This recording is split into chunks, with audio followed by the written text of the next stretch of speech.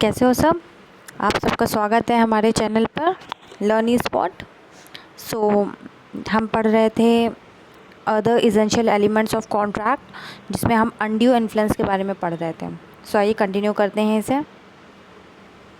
हमने undue influence का मतलब समझा था। अब हम थोड़ा इसे और एनालाइज करते हैं कि क्या क्या और पॉइंट्स हम इसमें कवर अप कर सकते हैं जो कि दिए गए हैं सेक्शन 16 में। देखिए, मैंने आपको बताया था अनड्यू इन्फ्लुएंस क्या होता है। अनड्यू इन्फ्लुएंस मतलब होता है जब कोई एक हायर अथॉरिटी पे होता है और वो लोअर अथॉरिटी को क्या करता है, डोमिनेट करता है अपनी कंसेंट लेने के लिए। ठीक है, सो देखिए उसमें कुछ एनालिसिस है। देखिए हम समझते हैं क्या है रिलेशनशिप बिटवीन द पार्टीज़। मतलब अनड्यू इन्फ्लुएंस कब कहा जाएगा, तभी कहा जाएगा जब दो लोगों के बीच में क्या हो, कुछ ना कुछ रिलेशनशिप हो। Okay, next, burden of proof. अब पहले मैं एक बात बताऊं कि रिलेशनशिप देखिए कैसे है। एक एग्जांपल भी ले सकते हैं हम। जैसे मैंने आपको एक फादर और सन का एग्जांपल दिया था, तो देखिए फादर और सन के बीच में रिलेशनशिप है, दोनों ही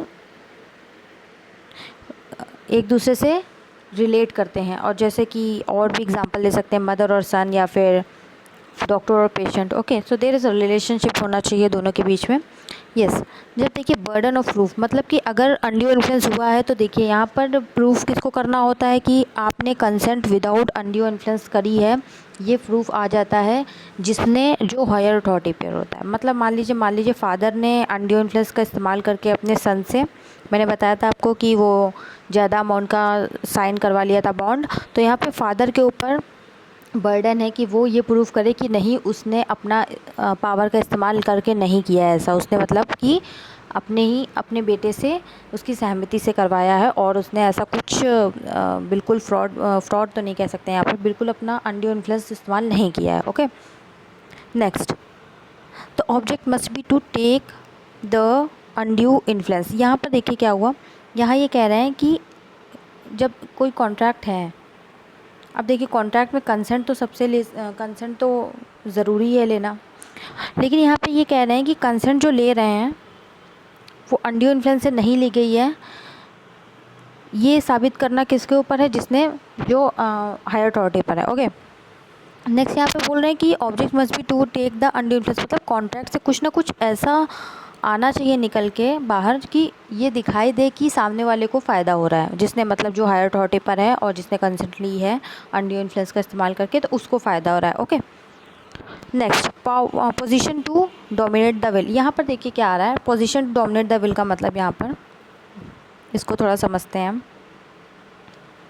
yes, position to dominate the will, इसका मतलब है कि जो इंसान हायर अथॉरिटी पर है, जैसे वहाँ हमने देखा था फादर हायर अथॉरिटी पर था, तो वो एक पोजीशन पे है कि वो अपने बच्चे की, जो उसका सन था, माइनर सन था, उसका क्या कर रहा था, वो अनड्यू इन्फ्लुएंस इस्तेमाल करके उससे जो बॉन्ड था, बॉन्ड की वैल्यू उसने बढ़ा लिया था। पहले उसने 50,000 रुपये रोल दिया, मतलब दिया था अपने बेटे को, लेकिन क्या किया बाद में उसको 50,000 की जगह 5 लाख कर दिया था उसने। ठीक है, तो यहाँ पर इसको पॉइंट को और थोड़ा डिस्कस करते हैं। यस, ये देखिए position to dominate the will, इसका मतलब यहाँ पर आ रहा है रियल एंड अपरेंट अथॉरिटी। इसका मतलब है यहाँ पर देखिए जो दोनों के बीच में रिलेशनशिप होगा वो बिल्कुल रियल होना चाहिए। देखिए जैसे मैंने बताया फादर और सन, तो यहाँ पर देखिए फादर और सन का रिलेशनशिप बिल्कुल रियल है। ओके, यहाँ कोई शक नहीं है। और दूसरी बात ये कि अगर ऐसा तो ये बिल्कुल नहीं हो सकता जैसे फादर और कोई अननोन लड़का है, अननोन लड़का कोई जिसे वो जानते नहीं है, तो वहाँ पर अनड्यू इन्फ्लुएंस नहीं हो सकता, क्योंकि यहाँ पर देखिए ये क्यों ट्रस्ट करेगा इसके ऊपर। अब लड़का है उनका तो वो आसानी से ट्रस्ट कर सकता है अपने पापा के ऊपर, लेकिन कोई और इंसान क्यों ट्रस्ट करेगा, तो वहाँ पर अनड्यू इन्फ्लुएंस क्रिएट नहीं हो सकता। यही भी कह रहे हैं कि पोजीशन तभी हो पाएगी डोमिनेट करने की विल को जब वहाँ पर दोनों का रिलेशनशिप क्या होगा, बिल्कुल रियल होगा एंड अपरेंट अथॉरिटी। ठीक है, फिर फिड्यूशियरी रिलेशनशिप मतलब यहाँ पर ट्रस्ट होना चाहिए दोनों के बीच में। ट्रस्ट कैसे, अब जैसे फादर और सन का वाला एग्जांपल लेते हैं, वहाँ पे एटमोस्ट ट्रस्ट रहता है। मदर और सन का एग्जांपल ले सकते हैं रिलेशनशिप में, तो वहाँ पर दोनों के बीच में क्या है, बिल्कुल जो सन है वो अपने फादर पे बहुत ज़्यादा ट्रस्ट करता है और जो मदर पे भी बहुत ज़्यादा ट्रस्ट करता है। तो यहीं पर ये बताया गया है। मेंटल डिस्ट्रेस देखिए कैसे है, और एग्जांपल एक और ले सकते हैं, डॉक्टर और पेशेंट का रिलेशनशिप भी बहुत ज़्यादा क्रिटिकल होता है, क्योंकि जो पेशेंट होता है वो अपने डॉक्टर पे बहुत ज़्यादा ट्रस्ट करता है। ओके। अब आप भी होंगे तो आप अपने डॉक्टर पे बहुत ज़्यादा ट्रस्ट करेंगे। आपको वो जो भी दवाइयाँ लिख के देते हैं आप क्या करते हो, जाके ख़रीद लेते हो। फिर वो चाहे वो उस या फिर आपसे जो भी टेस्ट करवाते हैं वो, और आप क्या करते हो, उतना अमाउंट उन्हें पे कर देते हो, ब्लाइंडली पे करते हो। ओके, आप कोई क्वेश्चन नहीं करते हो। तो यहीं पर ये बोला गया कि फिड्यूशियरी रिलेशनशिप होता है। ओके। और mental distress, stress, mental distress देखिए कैसे, मेंटल डिस्ट्रेस ऐसे आ सकती है जिससे कोई भी डॉक्टर है, यहाँ पर डॉक्टर क्या कर रहा है, अपने पेशेंट को अनड्यू इन्फ्लुएंस से, मतलब कि उसका कंसेंट लेना चाह रहा है। कैसे, पेशेंट को मान लीजिए कोई बीमारी है और ऐसी बीमारी है जो बहुत ज़्यादा घातक है, उसको बहुत ज़्यादा एफ़र्ट करने होंगे अपने आप को ठीक करने के लिए, और या फिर ऐसी बीमारी है जो कि एक दवाई किसी मेडिसिन से ठीक हो सकती है, लेकिन वो मेडिसिन बहुत यूनिक है, जल्दी से नहीं मिलती है। तो डॉक्टर यहाँ पर क्या कर रहा है, मान लेते हैं कि उसने क्या कहा पेशेंट से कि तुम मुझे, मान लीजिए उसकी दवाई की कीमत है 5 लाख रुपए, लेकिन डॉक्टर क्या कर रहा है, वो 5 लाख की जगह ना बता के उसे 50 लाख रुपए बता रहा है। क्यों? क्योंकि देखिए पेशेंट जो है वो ज़रूर जब उसको ज़रूरत है, ज़िंदा रहना है, तो उसे 50 लाख रुपए वो देगा। तो यहीं पर आ गया कि कभी कभी मेंटल डिस्ट्रेस जो होता है उससे भी पोजीशन आ जाती है कि जो सामने वाला हायर अथॉरिटी पर है वो डोमिनेट कर सकता है दूसरे की विल को। और ये देखिए, ये अनकंशनेबल बार्गेन्स, इसका मतलब होता है, एग्जाम्पल से समझते हैं। एक बार क्या, वो एक मान लीजिए एक लड़का है जैसे, यस, और उसके साथ एक, उसने क्या कर दिया, उसके पास वो जा रहा था कहीं पर और उसने सारे पैसे अपने खर्च कर दिए, धोखे, ऐसे इधर से उधर खर्च हो गए उसके पैसे। उसको अब क्या हुआ, अकेला था शहर में, उसे थोड़े पैसे की ज़रूरत पड़ी तो उसने मनी बोरो कर लिया। बैंक से नहीं किया, यहाँ देखिए बैंक का एग्जांपल नहीं ले रहे हैं हम, यहाँ पे उसने मनी बोरो करा। अब मनी जो बोरो किया वो क्या रेट ऑफ इंटरेस्ट लगाया, वो जो साहूकार होते हैं ना, जो रास्ते पे बैठते हैं, रास्ते पे तो नहीं सॉरी, जो आपने सुना होगा साहूकार में, जब गांव वगैरह होते हैं वहाँ पर वो जो लोग नेता, यस, नेता लोग होते हैं, तो वो क्या करते हैं, जब उनके पास खूब सारा पैसा होता है तो वो क्या करते हैं, जब देखते हैं कि बैंक के लिए, देखिए बैंक में आप लोन ले जाओगे तो आपको बहुत सारे डॉक्यूमेंट्स दिखाने पड़ेंगे, आपको 50 डॉक्यूमेंट्स वो मांग लेते हैं। ओके, वो इतनी आसानी से लोन भी नहीं मिलता बैंक से, तो वो ये लोग फ़ायदा उठाते हैं, साहूकार लोग जो होते हैं, और वो क्या करते हैं, हायर रेट ऑफ इंटरेस्ट पे लोन देते हैं। ठीक है, तो ऐसे ही एक लड़का था, गांव का ही लड़का मान लेते हैं। अब उसे क्या किया, उसे पैसे की ज़रूरत पड़ी, माइनर मान लेते हैं, वो माइनर था। अब उसने क्या किया, 1 लाख रुपए का लोन लिया साहूकार से। अब 1 लाख का जो लोन लिया उसने, और साहूकार ने क्या किया है, उसे इंटरेस्ट क्या किया है, 2% पर मंथ, वो भी कंपाउंड इंटरेस्ट है। तो ये केस भी है, ये मैं आपके साथ रियल केस लॉ डिस्कस भी कर रही हूँ। और इसके साथ एक मान लेते हैं उसमें ड्रंकर्ड पर्सन भी है, मतलब जो जिसने शराब पी रखी है, तो भी मैंने बताया था आपको, जब कोई इंसान अपने हालत में नहीं होता है तो भी अपने दिमागी हालत उसकी ठीक नहीं होती है, तो भी मैंने बताया था कि वैलिड कॉन्ट्रैक्ट नहीं होता है। तो दोनों, उसको भी नहीं समझ आया, उसने कहा ठीक है साइन कर लेते हैं, बॉन्ड उन लोग ने साइन कर लिया इतने ज़्यादा हायर रेट ऑफ इंटरेस्ट पे। तो कोर्ट ने क्या कहा था, ये जो कॉन्ट्रैक्ट है जो वैलिड नहीं है। क्यों नहीं वैलिड है? क्योंकि देखिए, एक तो वो माइनर है लड़का, दूसरी बात उसके साथ जो इंसान था उसने भी अपनी दिमागी हालत वो ठीक में नहीं था, क्योंकि उसने ड्रिंक कर रखी थी। अब जब ड्रिंक कर रखी थी उस इंसान ने, तो उसका जो सोचने समझने की शक्ति होती है वो भी उसके खो चुका था, वो अनकॉन्शियस माइंड हो गया था उसका। और उसके बाद जब उन्होंने इंटरेस्ट देखी कितना ज़्यादा हाई पे, तो यहाँ पे कोर्ट ने जो क्या किया था, जो भी कॉन्ट्रैक्ट था उसको वैलिड नहीं माना था। यस, अब यहाँ पर देखिए, अब हम पढ़ने जा रहे हैं ये, yes, power to set aside the contract induced by undue influence, section 19A। मतलब देखिए, कोई भी कॉन्ट्रैक्ट अगर अनड्यू इन्फ्लुएंस के साथ हो रहा है, जिसमें अनड्यू इन्फ्लुएंस का इस्तेमाल किया गया है सेक्शन 19A के अंदर, सेक्शन याद रह जाए तो बहुत अच्छी बात है आपको, तो क्या होगा, वो कॉन्ट्रैक्ट क्या हो जाएगा, मतलब कि इनवैलिड घोषित कर दिया जाएगा। Okay, yes. तो देखिए यहाँ पर कोर्ट ने बताया, कोर्ट ने मतलब बोला ही है वैसे, कि अगर आप कोई भी कॉन्ट्रैक्ट में अनड्यू इन्फ्लुएंस का इस्तेमाल हो रहा है, सेक्शन 19A के अंदर ये लिखा है, तो वो जो कॉन्ट्रैक्ट होगा उसको इनवैलिड घोषित कर दिया जाएगा। इसमें कुछ एग्जांपल्स भी हैं, जैसे आइए पढ़ते हैं। क्या, देखिए, अजहर ने क्या किया, मनी दी बी को 5 लाख रुपए, जो कि वो था किसान था, ठीक है, बी जो था वो किसान था। अब क्या हुआ, उसने अनड्यू इंटरेस्ट का इस्तेमाल करके, किसने, अज़हर ने बी से कहा कि तुम 10 लाख का बॉन्ड साइन करो 6% के इंटरेस्ट से, और वो भी पर मंथ इंटरेस्ट चार्ज करेगा वो। तो यहाँ पर देखिए क्या कर रहा है, अज़हर अपना फ़ायदा उठा, अपना अनड्यू इन्फ्लुएंस इस्तेमाल कर रहा है। देखिए दिए उसने 5 लाख थे, लेकिन वो बॉन्ड 10 लाख का साइन करा रहा है, वो भी इतने हायर रेट ऑफ इंटरेस्ट पे। आप इंटरेस्ट देख रहे हो 6%, वो भी पर मंथ। इसका मतलब हो गया 6 × 12 6 72%। Oh my God, this is a huge amount of.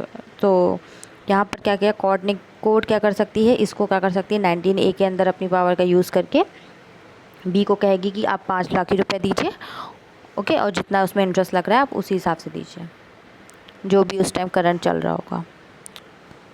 एक और एग्जांपल मैं लेती हूँ आपके साथ, देखिए। एक बार क्या था, एक मान लेते हैं एक टीचर, ये भी मैं केस स्टडी ले रही हूँ, वो अपने स्टूडेंट से कहा उसने कि तुम, उस स्टूडेंट के पास एक कार थी। अब उसने कहा टीचर ने कि तुम मुझे कार दे दो अपनी, और थोड़े कम अमाउंट में दो। जैसे उसकी मार्केट वैल्यू मान लेते हैं 10 लाख थी, तो टीचर ने कहा तुम मुझे वो 2 लाख रुपए में दे दो, तो मैं तुम्हारा जो मार्क्स हैं, मैं मार्क्स बढ़ा दूंगा तुम्हारे। तो यहाँ पर भी क्या कर सकता है स्टूडेंट, क्या कर सकता है, टीचर के ऊपर केस कर सकता है यहाँ पर, ओके। यस, नाउ या so now we have discuss 2 things. हमने डिस्कस किया यहाँ पर, क्वेश्चन डिस्कस मैंने आपके साथ किया था, फ्री कंसेंट के बारे में बताया रहा था मैंने आपको question, and then we have discuss undue influence, okay. ये सेक्शन 15 में था, ये सेक्शन 16 में। Now we are moving to fraud. Fraud is under section 17। अब फ्रॉड देखिए, आप किसी के साथ फ्रॉड करके कंसेंट ले रहे हो तो वो भी इनवैलिड घोषित कर दिया जाएगा कॉन्ट्रैक्ट। देखिए कैसे, fraud means and includes any of the following acts committed by party to a contract or with his connivance or by his agent with an intent to deceive another. मतलब किसी को धोखा देने के उससे आप उसकी कंसेंट ले रहे हो, there to his agent to induce him to enter into a contract. मतलब सीधी सी बात है, आप किसी के साथ कुछ भी धोखाधड़ी करके, जैसे कोई भी डॉक्यूमेंट्स के साथ आपने खिलवाड़ किया, और सामने वाले को, आपका इंटेंशन ये है कि आप सामने वाले को क्या करना चाहते हो, डिसीव करना चाहते हो, तो वो फ्रॉड के अंदर आ जाएगा। एग्जाम्पल्स एनालाइज करते हैं थोड़ा सा इसे, डेफिनेशन को, ओके। देखिए यहाँ पर इन्होंने बताया है डेफिनेशन में कि अगर आप किसी को धोखा देने की इंटेंशन से कॉन्ट्रैक्ट में एंटर होते हो तो वो फ्रॉड कहलाएगा। आप किसी को डिसीव करना चाहते हो मीन्स, या फिर कोई आप ऐसा एक्ट करना चाहते हो जो कि बाय लॉ डिसीव में आ जाता हो कि आप धोखा देना चाह रहे हो सामने वाले को, या फिर आप कोई प्रॉमिस करके उसे निभाते नहीं हो तो भी वो इसमें ही आ जाएगा फ्रॉड में। या फिर आप किसी को ऐसे डॉक्यूमेंट्स प्रेजेंट कर रहे हो, सामने वाला नहीं मान रहा है, लेकिन आपने उसको ऐसे डॉक्यूमेंट प्रेजेंट करे कि उसने क्या करा, आपकी बात मान ली, क्योंकि आपने फर्जी डॉक्यूमेंट जिसे कहते हैं बनवा लिया, ठीक है। तो ये सारी चीज़ें फ्रॉड में आ जाएंगी। नेक्स्ट एग्जांपल कुछ लेते हैं हम। यस, सो एग्जांपल एक ले सकते हैं, जैसे ए जो है उसने मान लीजिए बी के साथ कॉन्ट्रैक्ट किया, और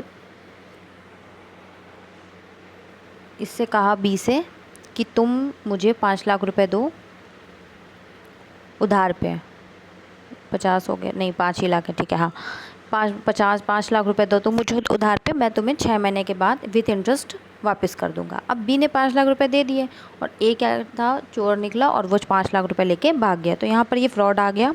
तो यहाँ पर बी क्या कर सकता है, ए के ऊपर केस कर सकता है, ओके। सो फ्रेंड्स, आज के लिए इतना ही, और आप इतनी सारी चीज़ों को रिवाइज़ करिएगा अच्छे से, और टिल देन बाय। और आपको ये हमारा चैनल अच्छा लगा हो तो please like, share and subscribe, और कमेंट करें जो आपके डाउट्स हो, I will solve them out. And एक और बात मैं आपको बताऊं कि ये जो कॉन्ट्रैक्ट एक्ट है, आप इसे अपनी डेली लाइफ से रिलेट करने की कोशिश करिए। आपके सामने कोई कुछ चीज़ें हों तो आप सोचिए कि आप कितने सारे कॉन्ट्रैक्ट्स में, आप कितने सारे एग्रीमेंट में आप डेली की डेली कुछ ना कुछ किसी ना किसी से प्रॉमिस करते हो। मैंने आपको जो स्टार्टिंग से पढ़ाया दैट एन एग्रीमेंट जैसे जो भी मैंने आपको बताया एक्सेप्टेंस सबके बारे में, तो आप उसे रिलेट करने की कोशिश करिए अपने रियल लाइफ से, तो आपको ज़्यादा अच्छे से आपकी नॉलेज जो होगी वो इंक्रीज़ होगी। और लॉ को देखिए आप जब अपनी रियल लाइफ से कनेक्ट करोगे, क्योंकि कुछ ना कुछ तो देखिए चलता ही रहता है। कोई आपका दोस्त आपके साथ प्रॉमिस करके भूल जाता है, उन सबको वैसे केस तो नहीं करना है, लेकिन आप चीज़ों को रिलेट करिए कि अगर उसने ऐसा किया तो वो किस चीज़ में क्या होगा, उसका क्या मतलब होगा, उसके क्या इफ़ेक्ट्स हो सकते हैं। अगर वो वैलिड कॉन्ट्रैक्ट होता, क्यों नहीं वैलिड कॉन्ट्रैक्ट है, आप उन्हें सोचिए। जो मैं पढ़ाती हूँ आपको वो सोचिए आप, तो आपको ज़्यादा अच्छे से समझ आएगा। ओके, और अभी तो टाइम भी मिल गया है, तो अच्छे से प्रिपेयर करिए और रीडिंग ज़रूर करिए। जो मैं आपको पढ़ाती हूँ कॉन्ट्रैक्टर, कहीं से भी आप रीड कहीं से भी करो, that's not matter, because law में जो लिखा है देखिए वो तो कोई चेंज नहीं कर सकता, वो तो वही है। ओके, जो सेक्शन 19 में लिख दिया गया वो वही है, सिर्फ मैं आपको समझा रही हूँ यहाँ पर अलग तरीके से, लेकिन आप पढ़ोगे तो वही चीज़। ओके, तो आप रीडिंग करिए एंड बेस्ट ऑफ लक। मेरी बेस्ट विशेस आपके साथ हैं। Good luck, stay safe.